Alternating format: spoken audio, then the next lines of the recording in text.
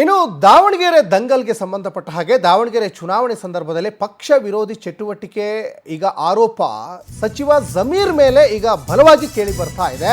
ಹಾಗಾಗಿ ಸಚಿವ ಜಮೀರ್ಗೆ ಕಾದಿದೆಯಾ ಸಂಕಷ್ಟ? ಸಚಿವ ಸ್ಥಾನಕ್ಕೆ ಕುತ್ತು ಬರ್ತದಾ? ಹೈಕಮಾಂಡ್ ಯಾವ ನಿರ್ಧಾರ ತೆಗೆದುಕೊಳ್ತದೆ? ಕ್ರಮ ಕೈಗೊಳ್ಳುವ ಮುನ್ನವೇ ಹೊಸ ಹೆಜ್ಜೆ ಇಡಲಿಕ್ಕೆ ಜಮೀರ್ ಸಜ್ಜಾದಂತೆ ಕಾಣಿಸ್ತಾ ಇದೆಯಾ? ಹಾಗಾದ್ರೆ ಕಾಂಗ್ರೆಸ್ಗೆ ಕೈಕೊಟ್ಟು ತೆನೆ ಹೊರಲಿಕ್ಕೆ ಮುಂದಾಗಿದ್ದಾರ ಜಮೀರ್? ಪವರ್ ಟಿವಿಲಿ ರಾಜ್ಯ ರಾಜಕಾರಣದ ಬಿಗ್ ಎಕ್ಸ್ಕ್ಲೂಸಿವ್ ಸುದ್ದಿ. ದಾವಣಗೆರೆ ಉಪಚುನಾವಣೆ ಸಂದರ್ಭದಲ್ಲಿ ಪಕ್ಷ ವಿರೋಧಿ ಚಟುವಟಿಕೆ ಮಾಡಿದ್ರು ಅಂತ ವಸತಿ ಸಚಿವ ಜಮೀರ್ಗೆ ಸಂಕಷ್ಟ ಬಂದೊಡ್ಡಿತ್ತು. ಹಾಗಾಗಿ ಮತ್ತೆ ಅವ್ರ ಮನಸ್ಸು ಬೇರೆ ಕಡೆ ಏನಾದರೂ ತಿರುಗ್ತಾ ಇದೆಯಾ? ಇನ್ನು ಕಾಂಗ್ರೆಸ್ ತೊರೆದು JDSಗೆ ಸೇರ್ಲಿಕ್ಕೆ ನಡೆದಿದೆಯಾ? ಹಾಗಾದರೆ ಭಾರಿ ತಂತ್ರ. ಜಮೀರ್ ಬಂದಿದ್ದೇ JDSನಿಂದ ಕಾಂಗ್ರೆಸ್ಗೆ, ಎಗೇನ್ ಈಗ ತವರು ಮನೆಗೆ ವಾಪಸ್ ಹೋಗ್ತಾರಾ ಅನ್ನುವಂತಹ ಬಿಸಿ ಬಿಸಿ ಚರ್ಚೆಗಳು ರಾಜ್ಯ ರಾಜಕೀಯ ಪಡಸಾಲೆಯಲ್ಲಿ ಕೇಳಿ ಬರ್ತಾ ಇದೆ.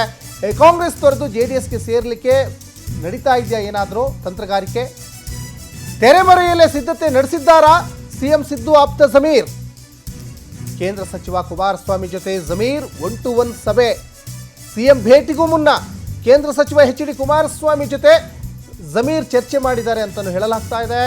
ಮುಸ್ಲಿಂ ನಾಯಕರ ಉಚ್ಚಾಟನೆಯಿಂದ ಜಮೀರ್ ಈಗ ರೊಚ್ಚಿಗೆದ್ದಿದ್ದಾರೆ. ಅಬ್ದುಲ್ ಜಬ್ಬಾರ್ ಜೊತೆಗೆ ನಸೀರ್ ಅಹಮದ್ ವಿರುದ್ಧ ಕ್ರಮಕ್ಕೆ ಈಗ ಜಮೀರ್ ಆಕ್ರೋಶವನ್ನು ವ್ಯಕ್ತಪಡಿಸ್ತಾ ಇದ್ದಾರೆ. KPCC ಅಧ್ಯಕ್ಷ DK ಶಿವಕುಮಾರ್ ನಡೆಗೂ ಕೂಡ ಜಮೀರ್ ಕೆಂಡಮಂಡಲ ಆಗ್ತಾ ಇದ್ದಾರೆ. CM ಆಪ್ತರನ್ನೇ ಟಾರ್ಗೆಟ್ ಮಾಡ್ತಾ ಇದ್ದಾರೆ DCM DKಶಿ. ಈ ಅರ್ಥದಲ್ಲೇ ಮಾಜಿ ಸಚಿವ KN ರಾಜಣ್ಣ ಕೂಡ ಒಂದು ಹೊಸ ಬಾಂಬನ್ನೇ ಹಾಕಿಬಿಟ್ರು. ಸಿದ್ದರಾಮಯ್ಯನವರ ಆಪ್ತ ವಲಯದಲ್ಲಿ ಗುರುತಿಸಿಕೊಂಡಿರುವಂತಹ ಶಾಸಕರುಗಳನ್ನು ಟಾರ್ಗೆಟ್ ಮಾಡ್ತಾ ಇದ್ದಾರಾ? ಈ ಆ್ಯಂಗಲಲ್ಲೇ ಮಾತಾಡಿದ್ರು ಅವರು. ಯಾಕಂದರೆ KN ರಾಜಣ್ಣ ಕೂಡ ಆಲ್ರೆಡಿ ಈಗ ರಾಜೀನಾಮೆ ಕೊಡಬೇಕಾದಂಥ ಪರಿಸ್ಥಿತಿ ಬಂತು. ಅವರು ಸಿದ್ದರಾಮಯ್ಯನವರ ಆಪ್ತ ವಲಯದಲ್ಲೇ ಗುರುತಿಸ್ಕೊಂಡಿದ್ರು. ಜಮೀರ್ ಕೂಡ ಸಿದ್ದರಾಮಯ್ಯನವರ ಬಲಗೈ ಬಂಟ ಅಂದರೂ ತಪ್ಪಾಗಲಿಕ್ಕಿಲ್ಲ. ಸಿದ್ದರಾಮಯ್ಯನವರು ಒಂದು ಹೆಜ್ಜೆ ಮುಂದೆ ಇಡು ಅಂದರೂ ಕೂಡ ಅವ್ರು ಹೇಳಿದ್ದು ಮಾತನ್ನು ಮೀರ್ತಾ ಇರಲಿಲ್ಲ. ಅಂಥವರು ಸಿದ್ದರಾಮಯ್ಯ ಹೇಳಿದ್ರು ದಾವಣಗೆರೆಗೆ ಹೋಗಲಿಲ್ವಲ್ಲ, ಹಾಗಾಗಿ ಹೈಕಮಾಂಡ್ ಕೆಂಗಣ್ಣಿಗೆ ಗುರಿಯಾದಂತೆ ಕಾಣಿಸ್ತಾ ಇದೆ. ಈ ಬಗ್ಗೆ ಸಾಕಷ್ಟು ಡೀಟೇಲ್ಸನ್ನು ನಮ್ಮ ಪೊಲಿಟಿಕಲ್ ರಿಪೋರ್ಟರ್ ರೂಪೇಶ್ ಕೊಡ್ತಾ ಹೋಗ್ತಾರೆ. ರೂಪೇಶ್, ದಾವಣಗೆರೆ ಬೈ ಎಲೆಕ್ಷನ್ ಆಯಿತು, ಸಾಕಷ್ಟು ಚರ್ಚೆಗಳು ಈಗ ನಡೀತಾ ಇರೋದು ಏನು ಅಂದರೆ ಜಮೀರ್ ಮೇಲೆ ಸಾಕಷ್ಟು ಆರೋಪಗಳು ಈಗ ಕೇಳಿ ಬರ್ತಾ ಇದ್ದಾವೆ. ಅದರಲ್ಲಿ ಬಹಳ ಮಹತ್ವದ ವಿಚಾರ ಅಂದರೆ JDSಗೆ ಹೋಗ್ತಾರಾ? ಈ ನಿಟ್ಟಿನಲ್ಲಿ ಒಂದಿಷ್ಟು ಚರ್ಚೆಗಳು ರಾಜ್ಯ ರಾಜಕೀಯ ಪಡಸಾಲೆಯಲ್ಲಿ ನಡೀತಾ ಇದ್ದಾವೆ. ಏನಿದೆ ಇದ್ರ ಬಗ್ಗೆ ಹೆಚ್ಚಿನ ಡೀಟೇಲ್ಸ್? ಕಾಂಗ್ರೆಸ್ನಲ್ಲಿ ಈಗ ದಾವಣಗೆರೆ ಭಿನ್ನಮತ ಹಿನ್ನೆಲೆಯಲ್ಲಿ, ದಾವಣಗೆರೆ ಬೈ ಎಲೆಕ್ಷನ್ ನಲ್ಲಿ ಒಂದಿಷ್ಟು ಅಸಮಾಧಾನಗಳ ಹಿನ್ನೆಲೆಯಲ್ಲಿ ಮುಸ್ಲಿಂ ನಾಯಕರ ತಲೆದಂಡ ಆಗಿದ್ದೆ. ಅಬ್ದುಲ್ ಜಬ್ಬರ್ ಅವರು, ನಸೀರ್ ಅಹಮದ್ ಅವರ ತಲೆದಂಡ ಆಗಿದ್ದೆ. ಇಬ್ರು ಕೂಡ CM ಆಪ್ತರು. ಅದೇ ರೀತಿಯಾಗಿ ಜಮೀರ್ ಅವರ ಆಪ್ತರು ಕೂಡ. ಜಮೀರ್ ಅವರ ಆಪ್ತರ ತಲೆದಂಡ ಆಗ್ತಾ ಇದೆ. ಮುಂದಿನ ಟಾರ್ಗೆಟ್ ಜಮೀರ್ ಅಂತೇಳಿ ಹೇಳಲಾಗ್ತಾ ಇದೆ. ಯಾಕಂತ ಹೇಳಿದ್ರೆ ಈಗ ಸಚಿವರಾಗಿರುವಂತಹ ಕಾರಣ ನೇರವಾಗಿ ಅವ್ರನ್ನ ತೆಗಿಲಿಕ್ಕೆ ಆಗೋದಿಲ್ಲ. ಏನಾದ್ರೂ ರಿಸಲ್ಟ್ ನಲ್ಲಿ ವ್ಯತ್ಯಾಸ ದಾವಣಗೆರೆಯಲ್ಲಿ ಬಿಜೆಪಿ ಗೆದ್ದು ಕಾಂಗ್ರೆಸ್ ಸೋತಿದ್ರೆ ಜಮೀರ್ ಅವರ ತಲೆದಂಡ ಆಗುತ್ತೆ ಅನ್ನುವಂಥದ್ದನ್ನ ಲೆಕ್ಕಾಚಾರ ಹೇಳಲಾಗ್ತಾ ಇದೆ. ಹೀಗಾಗಿ ಜಮೀರ್ ಅವ್ರಿಗೂ ಕೂಡ ಪ್ಲಾನ್ ಬಿ ಇರುತ್ತೆ. ಕಾಂಗ್ರೆಸ್ ಪ್ಲಾನ್ ಬಿ ಮಾಡ್ಕೊಂಡಿದೆ. ಏನಾದ್ರೂ ದಾವಣಗೆರೆಯಲ್ಲಿ ಸೋತ್ರೆ ಜಮೀರ್ ಅವ್ರನ್ನ ತಲೆದಂಡ ಮಾಡೋದು, ಇಲ್ಲ ಅಂತ ಹೇಳಿದ್ರೆ ಜಮೀರ್ನವ್ರನ್ನ ಪಕ್ಷದಲ್ಲಿ ಉಳಿಸ್ಕೊಳ್ಳೋದು ಅಂತ ಹೇಳಿ. ಹಾಗೆ ಜಮೀರ್ ಅವರು ಕೂಡ ಪ್ಲಾನ್ ಎ ಪ್ಲಾನ್ ಬಿ ಅನ್ನ ಮಾಡ್ಕೊಂಡಿದ್ದಾರೆ.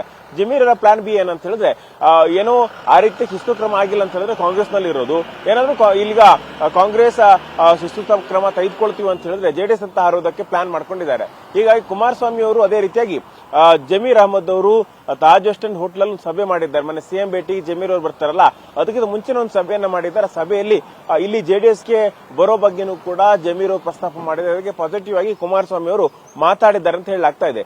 2018ರಲ್ಲಿ ಜಮೀರ್ ಅಹಮದ್ ಅವರು JDS ಅನ್ನ ತೊರೆದು ಕಾಂಗ್ರೆಸ್ಗೆ ಹೋಗ್ತಾರ ಸಂದರ್ಭದಲ್ಲಿ ಕುಮಾರಸ್ವಾಮಿ ಜೊತೆನೂ ಕೂಡ ಭಿನ್ನಾಭಿಪ್ರಾಯ ಇತ್ತು. ಪಕ್ಷದಲ್ಲೂ ಕೂಡ ತಮ್ಗೆ ಹೆಚ್ಚು ಅವಕಾಶ ಸಿಗೋದಿಲ್ಲ ಅಂತ ಹೇಳಿ ಭಾವಿಸಿಕೊಂಡಿದ್ರು. ಹೀಗಾಗಿ ಜಮೀರ್ ಅವರು ಈಗ ಪಕ್ಷದಲ್ಲಿ ಉತ್ತಮ ಅವಕಾಶವನ್ನು ಕೊಡೋದಾಗಿ ಕೂಡ ಕುಮಾರಸ್ವಾಮಿ ಅವರು ಭರವಸೆಗಳನ್ನ ಕೊಟ್ಟಿದ್ದಾರೆ ಅಂತ ಹೇಳಲಾಗ್ತಾ ಇದೆ. ಅದೇ ರೀತಿಯಾಗಿ ಜಮೀರ್ ಏನಾದ್ರೂ JDSಗೆ ಬಂದ್ರೆ 10 ಜನ ಅಭ್ಯರ್ಥಿಗಳಿಗೆ ಟಿಕೆಟ್ ಕೊಡಬೇಕು, ಅದೇ ರೀತಿಯಾಗಿ ನಾನು ಫಂಡ್ ಮಾಡ್ತೇನೆ, ಬೆಂಗಳೂರು ಅಭಿವೃದ್ಧಿ ಖಾತೆ, ಈ ರೀತಿಯಾಗಿರೋ ಚರ್ಚೆಗಳಾಗ್ತಾ ಇದೆ. ಹೀಗಾಗಿ ಮೊನ್ನೆ ಕುಮಾರಸ್ವಾಮಿ ಮಾತು ಕೂಡ ಇದನ್ನೆಲ್ಲವನ್ನೂ ಕೂಡ ಪುಷ್ಟಿ ಕೊಡುವಂತಿತ್ತು. ಬಂದ್ರೆ ಸ್ವಾಗತ ಅಂತ ಹೇಳಿ ಹೇಳಲಾಗ್ತಾ ಇತ್ತು. ಅದೇ ರೀತಿಯಾಗಿ ಕುಮಾರಸ್ವಾಮಿ ಮಾತುಗಳು, ಜಮೀರ್ ಅವರ ನಡವಳಿಕೆ, ಕಾಂಗ್ರೆಸ್ನಲ್ಲಿ ಜಮೀರ್ ಅಹಮದ್ ಮತ್ತೆ ಅವರ ಆಪ್ತರನ್ನೇ ಟಾರ್ಗೆಟ್ ಮಾಡಿದ್ದೆಲ್ಲವೂ ಕೂಡ ಜಮೀರ್ ಅವರು ಏನಾದ್ರೂ ಕಾಂಗ್ರೆಸ್ ಜಮೀರ್ ಅವರಿಗೆ ತಟ್ಟು ಕೊಟ್ರೆ ಅಥವಾ ಜಮೀರ್ಗೆ ಶಿಸ್ತು ಕ್ರಮಕ್ಕೆ ಮುಂದಾದ್ರೆ ಅಲ್ಲಿ ಕಾಂಗ್ರೆಸ್ ಅನ್ನು ತೊರೆದು JDS ಸೇರ್ಲಿಕ್ಕೂ ಕೂಡ ಪ್ರಯತ್ನಿಸಬಹುದು ಅನ್ನೋ ಲೆಕ್ಕಾಚಾರಗಳು ಹೇಳ್ತಾ ಇದ್ದಾವೆ. ಸಚಿನ್, ಧನ್ಯವಾದ ರೂಪೇಶ್ ತಮ್ಮೆಲ್ಲ ಡೀಟೇಲ್ಸ್ಗಾಗಿ.